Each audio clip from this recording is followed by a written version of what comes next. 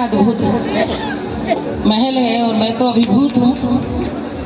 बार बार भावुक हो रही हूँ और आप सब लोग का भाव देख करके मन इतना मगन है, इतना प्रसन्न है कि मैं बता नहीं सकती। जोरदार तालियां एक बार नेपाल के लिए हो जाए, जनकपुर धाम के लिए जोरदार तालियां।